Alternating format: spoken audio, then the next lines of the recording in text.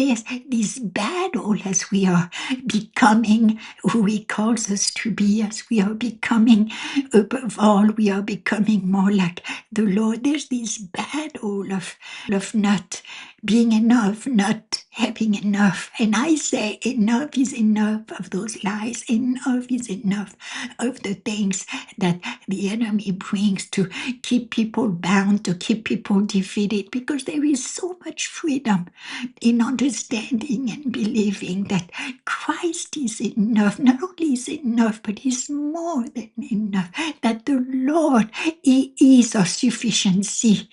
We can do all things through Christ, through the anointed one. So when the enemy comes to try to stop you from doing what the Lord puts in your heart to do, from being whoever He calls you to be, you have to really never forget this and look unto Him, look unto Him. When the thought comes, I am not smart enough, but I look unto you.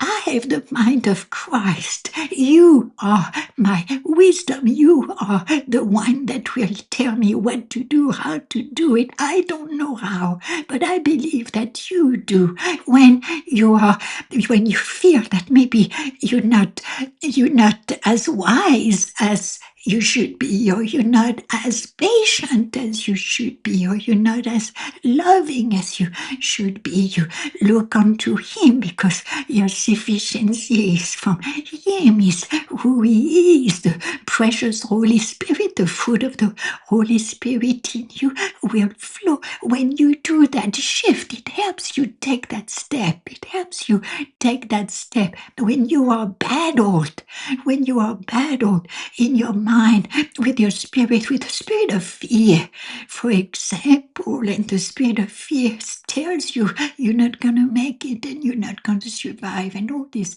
battles are horrifying. They are so hard to go through, but praise unto God, who is there to help you, to strengthen you as you look unto Him. I cannot, but you can, and I can do all things through you. So I will stand, I will walk by faith and not by sight. Hallelujah. We have a lot of examples in the Bible that I want to touch base on, because it helps us to know that we are not the only one. It helps us to know that we can find examples in the Bible of how powerful the Lord is when we are the weakest. For example, Paul, that's what Paul said when he was being battled, you remember, with a thorn in the flesh, and he went to ask God to remove it from him. And God said, my strength is perfected in your weakness. And before he says that, he says, my grace is sufficient for you. By that he meant my divine ability. Grace is not something that God gives you because you can do whatever you want to do or be. No, it's divine ability. You don't deserve it. He gives you what you don't deserve, and He gives you His strength, His ability, our sufficiencies of God. The whole world, even when you look at the material, the commercials, things that people want you to buy, you are bombarded by, if you buy this, you can become like that. If you buy these things, you're gonna achieve this. If you do this, and it's all about reaching for things to depend on, instead of really, you have the greatest thing you can reach to. You have the greater one. You have someone that is greater than anything. You have the answer that surpasses all of these things. Now it's different when the Holy Spirit leads you to change your diet, or to take this or to take that. Now when it's led by Him, it's completely different. But when it's because of the pressures of the world, you know. It goes with this line of if, then. And then another thing, it's in addition to the if, and then it's the what if you would do that? Maybe you would be able to achieve more, do more. And this is not saying that you should do things, that you shouldn't strive to improve, that you shouldn't do what things that you have in your heart. Is the opposite, is that you do it with the strength of the Lord. You do it by looking unto Him. So I say again, enough is enough of those lies. We have to declare Christ is more than enough. Christ is more than enough. Amen. Amen. You have to declare it. You have to know it. You have to believe it. My sufficiency is not of myself. It is of the Lord. Lord, you are more than enough for me.